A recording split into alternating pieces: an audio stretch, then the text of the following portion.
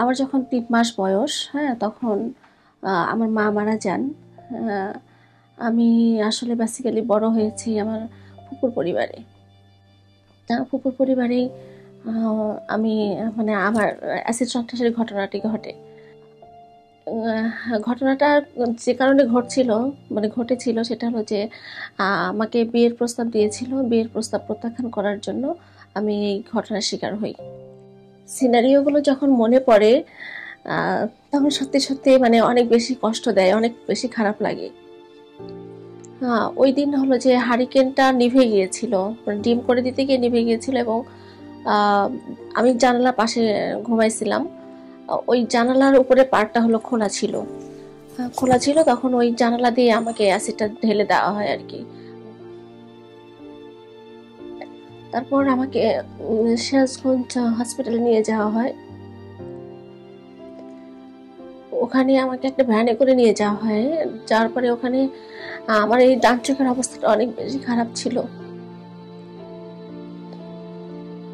ওখানে আমি ১ মাস থাকি। ১ মাস আমার কোনো চিকিৎসা হয়নি। ডাক্তার আমাকে ঢাকা মেডিকেল কলেজ হসপিটালে রেফার করে। তো এইখানে আসার পরে যেটা হলো যে আগে তো বার্ন ইউনিট ছিল না। ছোট্ট একটা ৫ বেডের না ৭ বেডের একটা রুম ছিল। যেখানে হলো যে মানে পুড়ে যাওয়া মানুষগুলোকে চিকিৎসা দিত। তো ওখানে হলো যে সিট পেলাম না। আমি ইভেন হলো যে আমি আসলে বারান্দায়ও মানে থাকার মতো জায়গা ছিল না। পরে ঢাকায় কোনো আত্মীয়স্বজন ছিল না। আমি ঢাকা শহীদ মিনারে ২ দিন কাটিয়েছিলাম।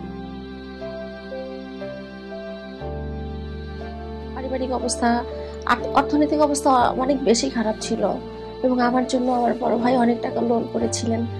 সেই লোনের টাকা দিয়ে আমাকে ট্রিটমেন্ট করাতে হয়েছে। এটা আমি এএসএফ থেকে ২ টা অপারেশন পেয়েছি, কিন্তু মানে ২ টা না ৩ টা আ আর ৪ টা অপারেশন ঢাকা মেডিকেলে করতে হয়েছিল। পুরোটা টাকাই আসলে আমাদের লোনের ছিল, কারণ আমাদের জমানোটা এটা অনেক বেশি এক্সপেন্সিভ। আর এই ট্রিটমেন্টটা হলো যে আজকে আমি চিকিৎসা নিলাম, আজকে আমি সুস্থ হয়ে গেলাম, বিষয়টা এরকম না।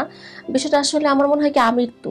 তাই সেক্ষেত্রে হলো যে অ্যাসিড সারপ্রাইজ ফাউন্ডেশনের মতো এরকম প্রতিষ্ঠান ছিল বলেই আমরা যারা অ্যাসিড আক্রমণের শিকার হয়েছি তারা হলো যে মানে জীবনটা ফিরে পেয়েছি।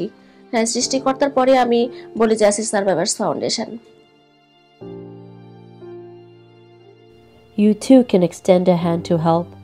A little gesture from you can completely change the life of those who are victims of violence.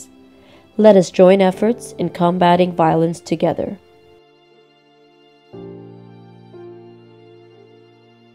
You can help stop violence.